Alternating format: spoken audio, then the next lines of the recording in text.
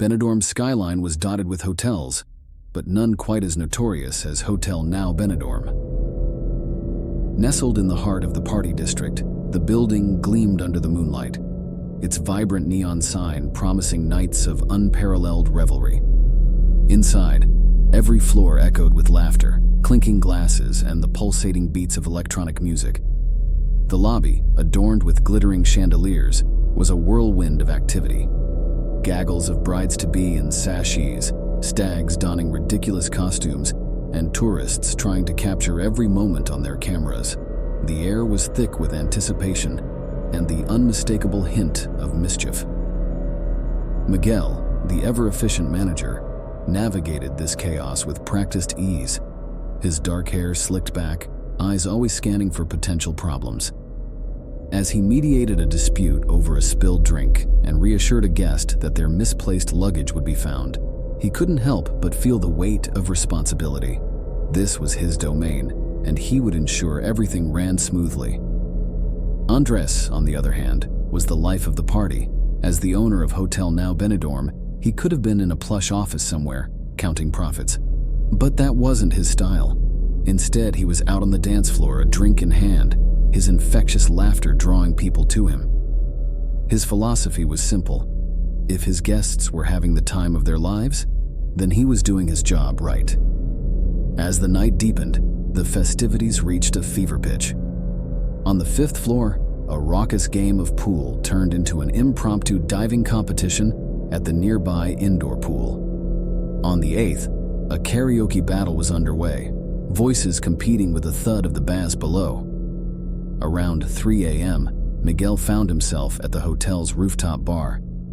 The panoramic view showcased the city's silhouette, the sea beyond shimmering under the starlight. He took a moment, savoring the relative calm.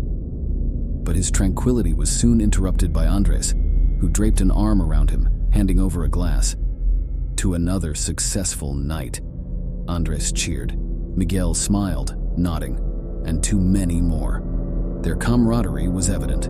Despite their contrasting personalities, the duo shared a mutual respect and a shared vision for their beloved hotel. Hours later, as dawn hinted on the horizon, the relentless party showed no sign of winding down. Miguel and Andres, both drained from the night's festivities and duties, decided to retreat. They made their way to Andres' luxurious private suite. As Miguel sank into the plush couch, Andres poured them both a nightcap. "Think we outdid ourselves tonight," Andres mused, raising his glass. Miguel chuckled.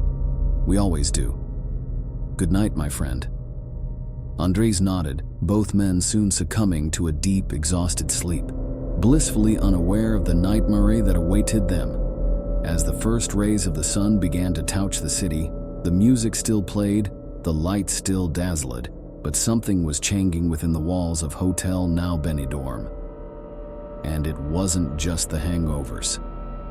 The morning sun bathed Hotel Now Benidorm in a golden hue, a stark contrast to the usual after-party scene of discarded party favors and tired revelers making their way back to their rooms. But this morning was different. An unsettling silence permeated the air. Miguel's eyes fluttered open to the unusually bright room. Squinting, he checked the digital clock on the bedside table.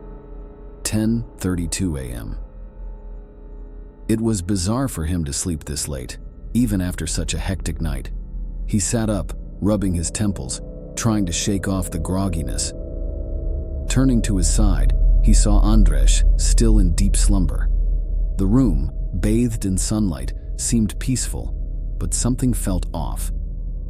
He made his way to the window, drawing the curtains further apart.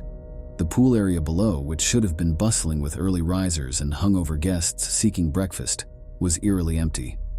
No kids splashing water, no laughter, no clinking of coffee cups. It was as if the hotel had been deserted. His instincts kicking in, Miguel swiftly moved to wake Andres. "Hey," he said, shaking his friend. "Something's not right." Andres grumbled, blinking against the sunlight. "What time is it?" he asked, rubbing his eyes. "Forget the time, look outside." Miguel gestured to the window. Andres squinted down at the pool area, his playful demeanor quickly replaced with concern. Where is everyone? Without waiting for a response, Miguel headed to the door, but as he reached for the handle, a faint, echoing groan reached his ears. It was distant, almost drowned by the now muted music still playing from some room's speaker, but unmistakably human and unmistakably pained. The two exchanged a worried glance. Taking a deep breath, Miguel cautiously opened the door, revealing the corridor beyond. It was a scene of chaos. Doors ajar, room service carts toppled over, broken glass everywhere, and, most alarmingly, bloody handprints smeared on the walls. They tiptoed down the hallway, the groaning growing louder, more distinct. Suddenly, from around a corner, they witnessed a staggering figure. A guest, or at least he used to be. His eyes were vacant, skin an unnatural pale, mouth smeared with blood. The man, or what was left of him, shuffled towards them, arms reaching, emitting a guttural growl. Frozen in horror, Miguel and Andres barely had time to react as another figure, a former hotel staff member by the looks of her uniform, joined the first, her once neatly tied hair now wild and matted with blood. Andres was the first to snap back to reality. "Back to the room," he shouted, not needing to tell Miguel twice. They raced back, the growls of their pursuers echoing behind them. Slamming the door shut and locking it, they hastily barricaded it with a heavy dresser. Panting heavily, Andres collapsed onto a chair, his jovial demeanor completely gone. "What in God's name was that?" Miguel, trying to regain his composure, replied, "I don't know, but we need to find out what's going on." Determined, but wary, they decided their next best move was to get to the security room. There, they hoped to access the CCTV cameras and perhaps communicate with the outside world.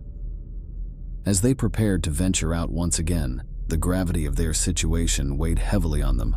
Hotel Now Benidorm, their pride and joy, had turned into a house of horrors overnight. Whatever awaited them, they would face it together.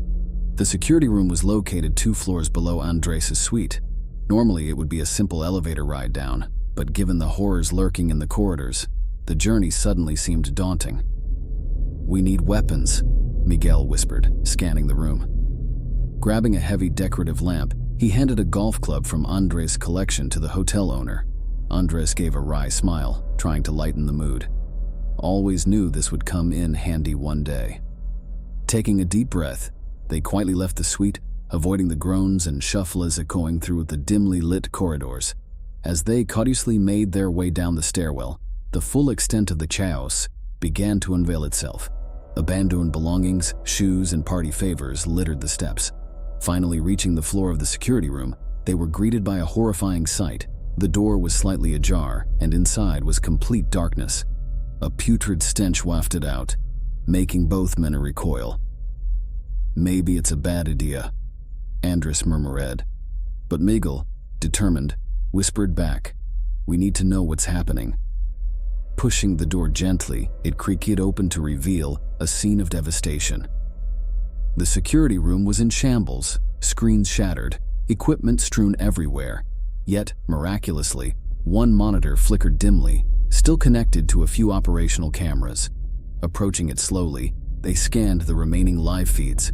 Hotel Now Benidorm's once lively halls, bars, and lounges were now populated with aimlessly wandering figures, their once vibrant selves now reduced to zombie-like entities. It was a tough pill to swallow. Their beloved hotel, a haven of fun and memories, had become a nightmarish labyrinth. But amidst the despair, a glimmer of hope. One camera, overseeing the hotel's back entrance, showed no signs of these creatures. It seemed less frequented, a potential escape route.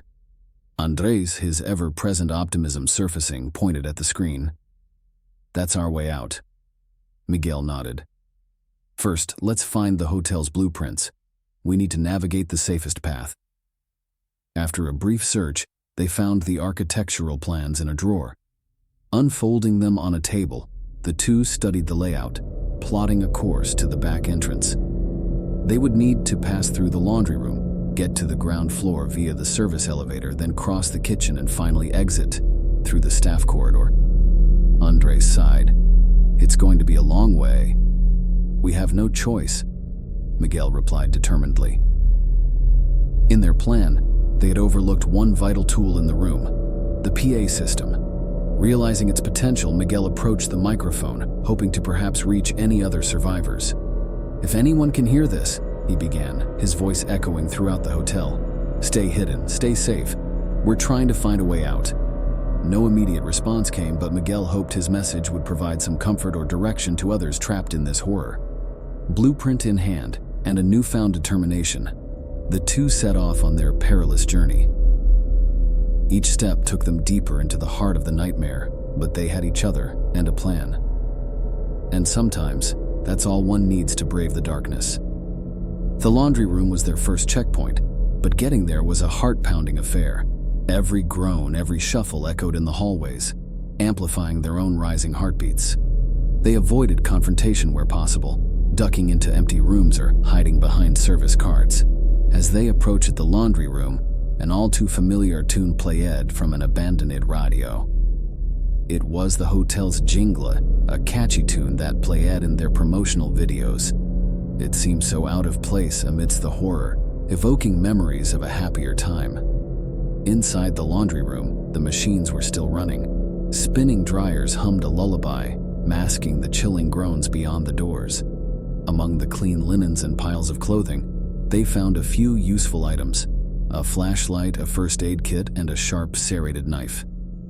They took a moment to catch their breath, with Andres attempting to bandage a gash on Miguel's arm, sustained during one of their close escapes. "I remember planning this laundry room with you," Andres said, his voice breaking the silence. "Wanted it to be state-of-the-art." Miguel managed a faint smile.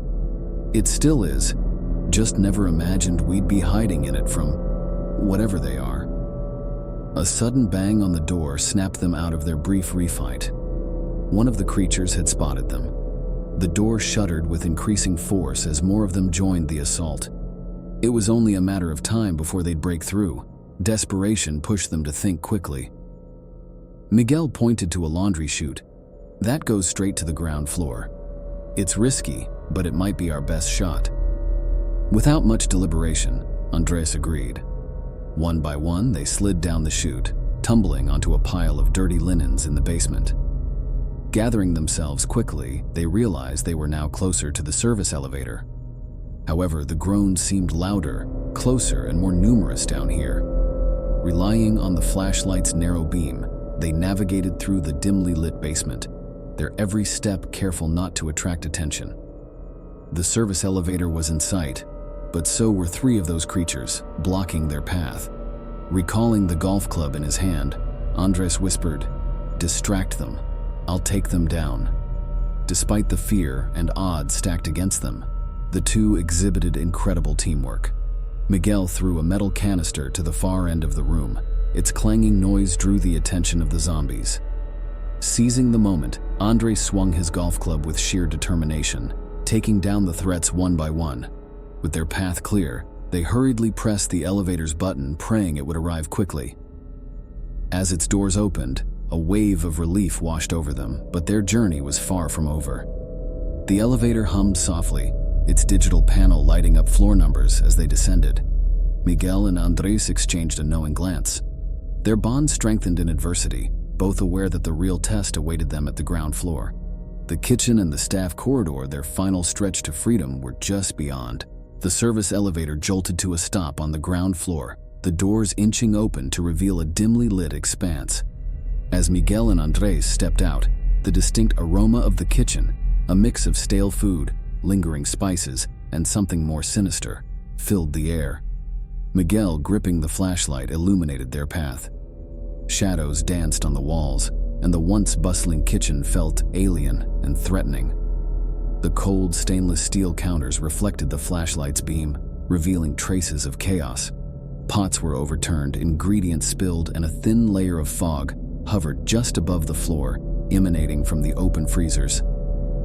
Andres, holding the knife in one hand and the golf club in the other, whispered, "We need to be quiet and quick." They moved stealthily, avoiding the central part of the kitchen where most of the commotion seemed to originate. But as they navigated the periphery, a chilling sight stopped them dead in their tracks. By the pantry door, two figures, once chefs by the looks of their stained white jackets, were hunched over a third, feasting. The scene was gruesome, a stark contrast to the memories of hearty meals and laughter that once filled this space. Miguel choked back a sob, recognizing the shoes of the victim as those of Carlos, the head chef and a dear friend. Andres squeezed Miguel's arm gently, signaling him to stay focused. They continued, opting for a back route that passed by the storage rooms. As they moved, they could hear faint whispers and the shuffling of feet. Stopping by a slightly ajar door, Miguel peeked in and saw a group of terrified hotel staff and a few guests. They were survivors, barricaded inside, trying to stay quiet. Motioning for Andres to follow, Miguel gently pushed the door open. The group inside tensed up, but upon recognizing the two, their anxiety eased slightly. "Miguel, Andres," Rosa, one of the receptionists, exclaimed in a hushed tone. "Thank God you're alive." Quickly updating them about their escape plan, Miguel and Andres learned from the group that the staff corridor leading to the back entrance was currently clear, but no one had dared venture out, fearing the worst. Pooling their resources and weapons, the group decided that there was safety in numbers. They formed a tight-knit formation, with Miguel and Andres leading the way. The staff corridor was narrower than the main hallways, the walls lined with photographs of hotel events, awards, and memorabilia. But this walk was different. Every step was cautious, every sound magnified. Finally, the exit door was in sight, but just as hope swelled in their chests, a loud crash echoed behind them. A group of those creatures, drawn by the noise, was now rapidly closing in. With no time to think, Andres made a split-second decision. "Run! Everyone out now!" The group surged forward, some fumbling with keys, others trying to pry the door open. The distance between them and their pursuers was closing rapidly. Just as the first of them reached the exit, Andres and Miguel took a final stand, holding back the onslaught, giving the others precious seconds. As the door swung open, letting in the fresh morning air, Miguel and Andres, using every ounce of their strength, pushed back their immediate threats and slipped out, locking the creatures inside. Exhausted, panting, but alive, they found themselves outside, surrounded by their fellow survivors. The nightmare within the hotel was behind them, but the once vibrant streets of Benidorm now looked eerily quiet. Gazing at the cityscape, Miguel whispered, "We made it out. But what now?" Andres, looking equally grim, replied, "We find safety, regroup, and figure out what happened to our city." Their ordeal in Hotel Now Benidorm was over, but a bigger challenge lay ahead. The dawn was breaking, painting the skyline of Benidorm in soft hues of pink and gold, but the breathtaking view was marred by the haunting stillness of the streets below. It was eerily quiet, save for the distant groans and shuffles of the infected. The group decided to stick together, with Miguel and Andres once again at the helm. Their initial goal was clear: find a safe haven, perhaps one of the higher-rise buildings. From an elevated vantage point, they could assess the situation below and plan their next move. Rosa, clutching a small backpack tightly, spoke up. "There's an office building not far from here. It's got security systems, a rooftop garden, and supplies. We can hole up there." It sounded like a plan. Moving as one unit, the group ventured out into the streets of Benidorm. Everywhere they looked, remnants of the previous night's revelry were evident. Discarded party favors, overturned cars, and worse, scattered groups of the infected, aimlessly roaming. They had to be strategic. Using cars as cover, they would dart from one safe point to another. The key was avoiding large clusters of those creatures. But as the morning sun grew brighter, it became evident that the infected were somewhat sensitive to light, making them less active and aggressive. Capitalizing on this discovery, the group managed to navigate the streets with fewer confrontations. Along the way, they stumbled upon other survivors, tourists, local residents, and even a few children. The group swelled in size, their collective will to survive forging bonds between strangers. By mid-morning, the office building Rosa mentioned came into view. It stood tall and imposing, its glass facade reflecting the sun. But before they could reach its entrance, a heart-wrenching scene unfolded. A family, cornered by a large number of infected, was on the verge of being overrun. Without hesitation, Miguel, Andres, and a few others from the group sprang into action. Using makeshift weapons, they fought fiercely, creating a pathway for the trapped family to escape. This act of bravery wasn't without its consequences. One of the younger members of the group, a teenage boy named Jaime, was injured, a deep gash on his leg. As they retreated into the office building, locking the main entrance behind them, the gravity of the situation began to sink in. The city they loved, the place of countless memories, was now a city of shadows. Inside the building, the group began to settle. Some tended to the wounded, while others scavenged for supplies. Miguel and Andres, however, felt the weight of leadership. They realized that their fight for survival had only just begun. In a quiet corner, the two of them began to strategize. "We need to send out scout teams," Miguel proposed. "Find out if there's a safe zone or if any sort of rescue is on its way." Andres nodded. "And we need to fortify this place, make it defensible." Their plans were interrupted by a soft voice. A little girl, no older than 10, approached them holding a tattered teddy bear. "Thank you," she whispered, her eyes filled with gratitude, "for saving my family." In that simple act of gratitude, Miguel and Andres found renewed purpose. They weren't just fighting for their own survival.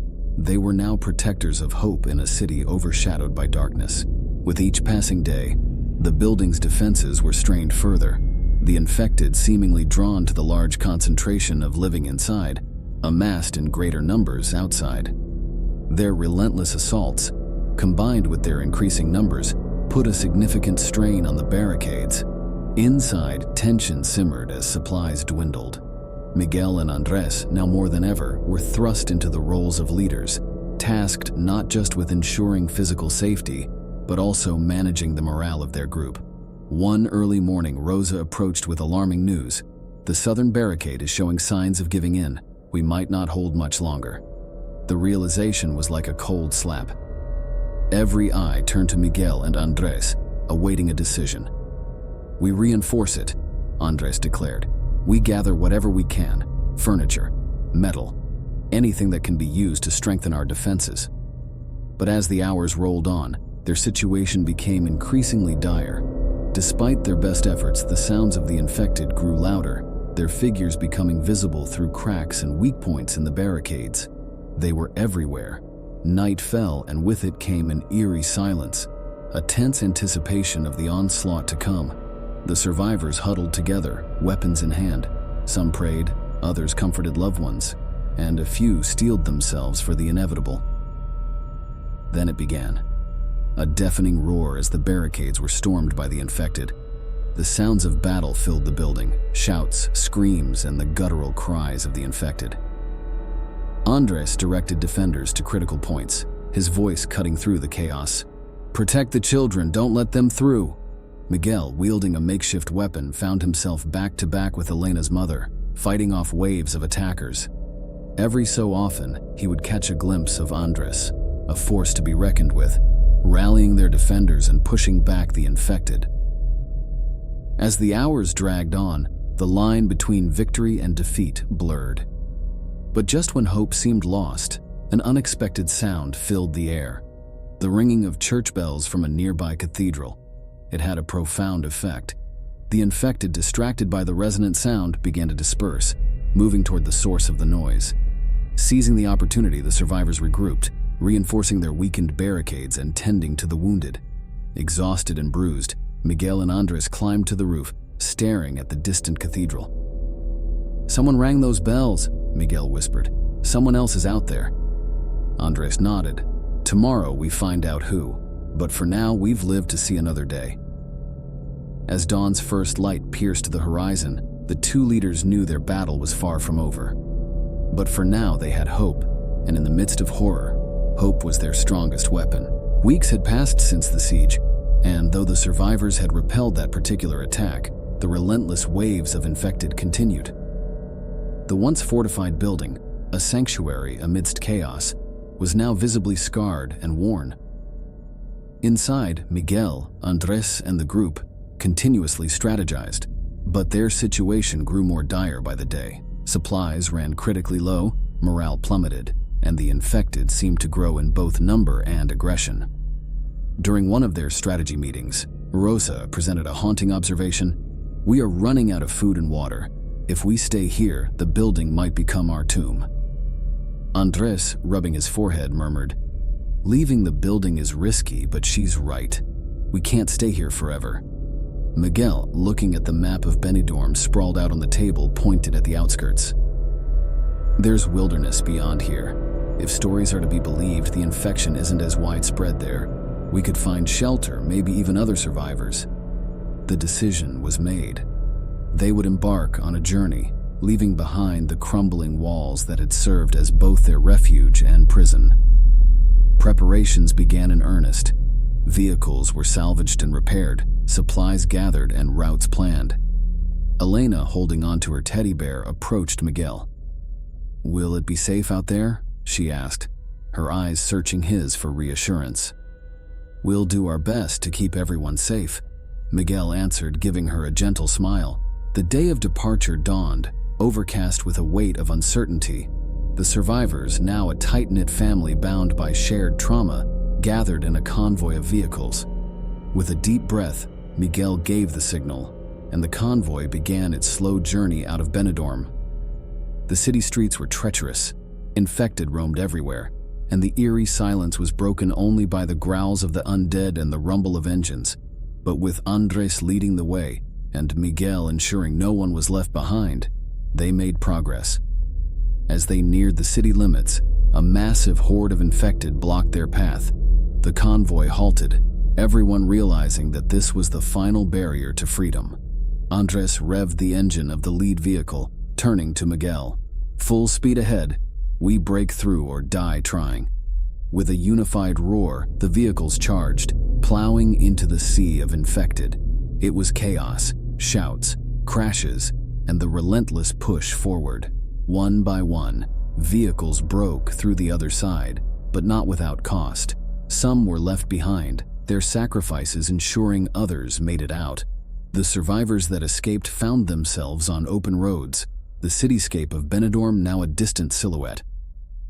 They drove until nightfall, finding a secluded spot to set up a makeshift camp. Gathering around a fire, Miguel and Andres locked eyes, the weight of their decisions heavy on their shoulders. The open world beckoned, full of both hope and new challenges. "We keep moving," Andres said, determination evident in his voice. Miguel nodded.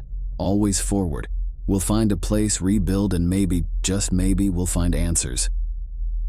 The night deepened, the fire's flickering flames casting long shadows. And as the survivors rested, dreams of a better tomorrow filled their minds, a promise of new beginnings and the continuation of their harrowing tale.